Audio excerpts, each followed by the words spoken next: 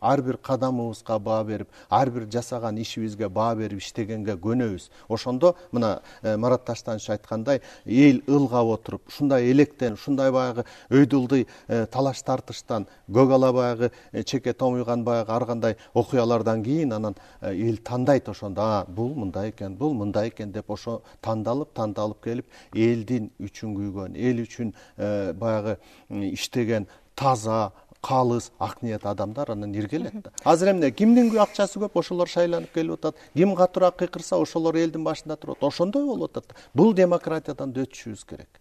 Мына Марат мырза, Эмди мырза айтып кетти да, азыркы саясатчылардын бири-бири чукуласа дагы мунун артында бирин-бири баягы тизгиндеп, анан демократиянын бир жолуна түшүп баратышат депчи. Сиздер болсо айттыңыздар эле да, бийликке келгенде биз баягы президенттик башкарууну жактайбыз депчи. Анда сизге суроомда, президенттик башкарууну көрдүк да, андан жалкыган жоксуздарбы?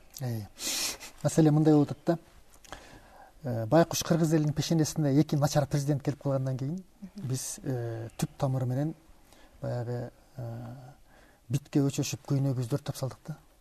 Жана Текебаев жазып берген парламенттик формадагы конституция ошол болуп атат. Жакшы президент алып келеди да. Эмне себептен биз эки жолу начар президент болуп калса эле бийлик формасын өзгөртүп жиберишибиз керек.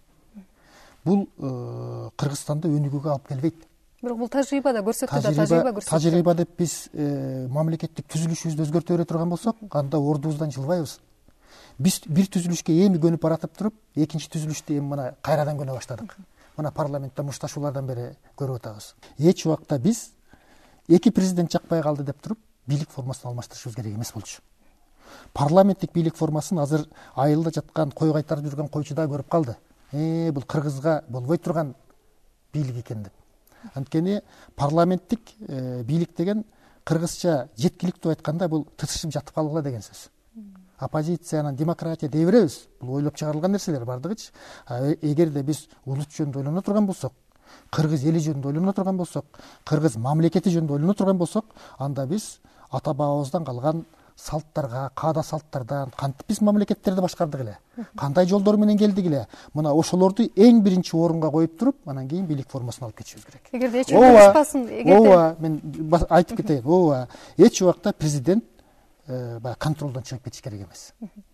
Жанагы эки президенттиктен мына болдукко, көрдүккө, болбой калдыгы деп биз баягы сүткө оозун күйгүзгөн айран жүйрөй ичет болуп атканыбыздын себеби ушу эки президенттик контролдон чыгып кеткени.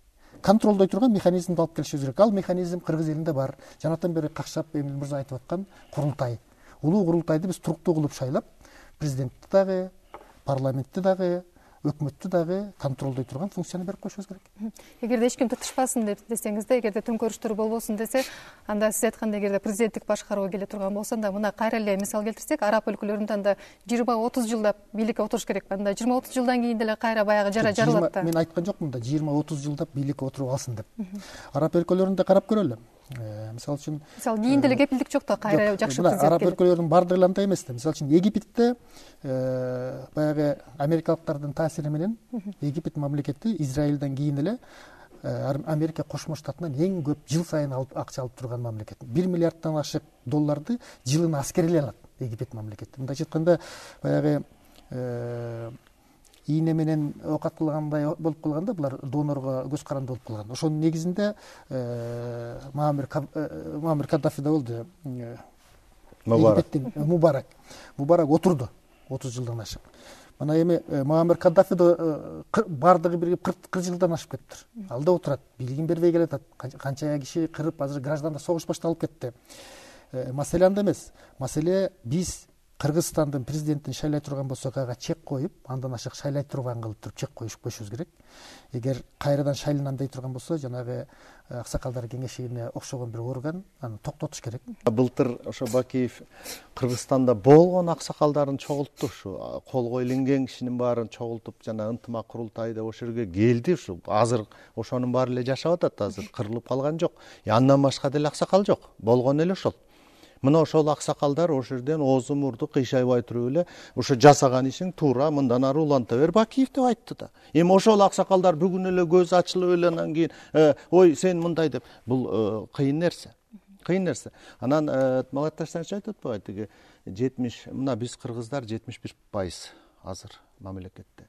Биз Марат Таштановичтин биринчи айткан критерий бар парламенттик. Экинчиден, кыргыз эли илгертен эле бул парламенттик система сыяктуу башкарууда келген. Эч качан кан басып отурган эмес, тукумдан укумга өткөн бийлик болгон эмес. Кыргыз эли илгертен эле мындай жалпы элдин шарты менен ошондо атайын эле чогулган курултай деле жок болчу. Эл жакшылары чогулат, бир чогулуп эле ошол жерден чечип кетип калчу, тарап кетчү. Мына бул жагынан алганда азыркы парламенттик система бизге өтө эле жакын, өзүбүздүн духка, өзүбүздүн менталитетке туп-туура эле келет. Ал эми жанагы айтып атпайбыз, биз көрө элекпиз жашап, жаңыдан көрүп атабыз, жаңыдан ойлоп атабыз да, бийлик деген ошондой эле момундай бүт баарын эле мойнун толгоп турган. Жок. Бийлик азыркыдай деле бийлик болот. Президент өзүнүн ыйгарым укугунда иш алып барсын, жогорку кеңеш өзүнүн ыйгарым укугунда алып барсын, өкмөт өзүнүн ыйгарым укугунда. Ар кимиси чектен чыгып кетпесин. Ар кимиси чектен чыгып кетпесин. Президенттин ишин дагы мына жогорку кеңеш карап отурат, жогорку кеңештин ишин эл карап отурат. Мунун баары тең айкын ачык нерсе да. Ошон үчүн муну барып эле баягы мындай фатально бир эле ушу жакшы хан болсо жакшы жашайт элек.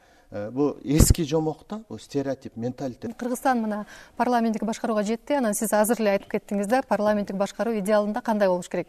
Бирок азыр андай боло элек, сындар 7-этажга чейин жетип элатат. Мисалы, ажылык сапардын тегерегинде көп сөздөр айтылып атат. Мегакомдун тегерегинде дагы көптөгөн сөздөр айтылып атат. Анда эмнеге мындай болуп жатат? Сиз айткан идеалында кандай болуш керек деген нерсеге туура келбейт. Парламент келип отуруп иштей баштаган мына 4 ай болду. Накта отуруп иштей баштаган 4 ай болду. Өкмөт түзүлүп иштеп атканда мына 3 айдан жаңы эле ашып атат. Эми 3 айдын ичинде бардыгы жөн эле шайма-шай болуп кетти деп айтыш кыйын да. Бул заман оңдош. Мамлекетти буруп, мамлекеттин түбүнөн бери кайра түзүп чыгыш бул оңой иш эмес. Бул өнүккөн мамлекеттер жүздөгөн жылдар бою келатат. Ошо менен калыптанып, алар дагы толук калыптанып бүтө элек. Биз биринчи эле кадам жасап атабыз. Анан келе калып эле баягы китепте жазылгандай, ушундай экен, момундай болуп кетти. Болгон нерсе. Мына жаздын келиши менен дагы 3-чү революция чыгып кетиши мүмкүн деген сөздөр элдин арасында тарап атат да. Чын эле 3-чү революция чыгып кетиши мүмкүнбү? Эгерде болсо, ал кандай революция болот? Эми 3-чү революция деп айтыш эми кыйын, бирок мен ачык эле айтам. Бардык ой тилегибиз, койгон максатыбыз аткарылды деп айтыш кыйын. Айтып аткандай 1 жыл өттү. Жаңы тамтың баскан бала деп олтурабыз азыр. Мамлекет ошондой шартта. Ошон үчүн наразычылык бар, наразычылык көп, бирок бир нерсени так билишибиз керек да. Өзүбүздү оңдобосок, өзүбүздү көтөрбөсөк, өзүбүз мамлекетти көтөрбөсөк оңолбойбу. Марат мырза, эгерде 3-чү революция болуп кетсе, ал деле төңкөрүш болот да анда, Апрель революциясынан кийин келген бийлик, мына Роза Отунбаева баш болуп, анан мынау парламентке келген бийлик дагы кыргыз улутунун кызыкчылыгына, кыргыз көздөгөн, эл көздөгөн кызыкчылыкка жооп бербегендиктен. Бул биринчиден. Мына айтып атпайбы Эмиль мырза, биз келгенде конституциялык реформа өткөзөбүз, таза шайлоо өткөзөбүз деп убада бергенбиз деп. Убада бергенсиңер, бирок убадаңарга турган жоксуңар да. Анткени таза шайлоо өтпөй калбады. Өзүңүз айткандай, акчалуу партиялар келип туруп бийликке келди. Акчасы жок бүтүн Кыргызстанга окшогон партия тиешелүү 5% пайызды өтсө дагы аны бийликке жолотпой койду атыңарбы? Сиздер айтып жатпайсыздарбы, туура эмес келишти деп. Анда убактылуу өкмөттүн ошол декреттерин биз тааныбайбыз деп туруп шайлоого барбайбыз деп эмне үчүн үндөгөн жоксуздар? Анда шайлоого барбайбыз, барбагыла деп. Эгерде шайлоого барбайбыз деп үндөп, шайлоону буза турган болсок, анда биз кудум ушулар тандаган жолду тандашыбыз керек болчу. Башка жол жок анда бийликти алмаштыруунун. Анда биз дагы элди көчөгө үгүттөп коюп, булар болбойт. Булар ушинтип бийликти алмаштырышты эле, биз дагы ушинтип бийликти алмаштырабыз деп куралдуу көтөрүш чыгарышыбыз керек эле.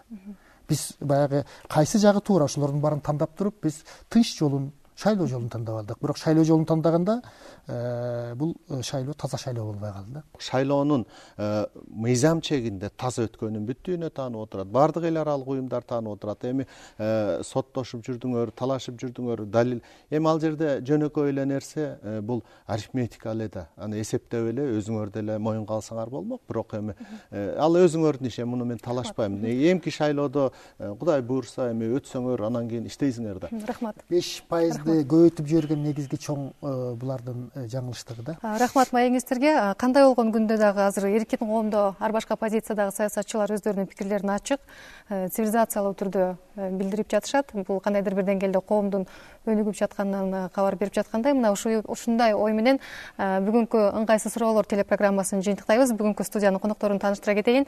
Президенттик аппараттын жетекчиси Эмил Каптагаев жана мурунку адилет министри Марат Кайыпов. Ал эми биз сиздер менен кийинки шаршемде жолугабыз. Саламат калыңыздар.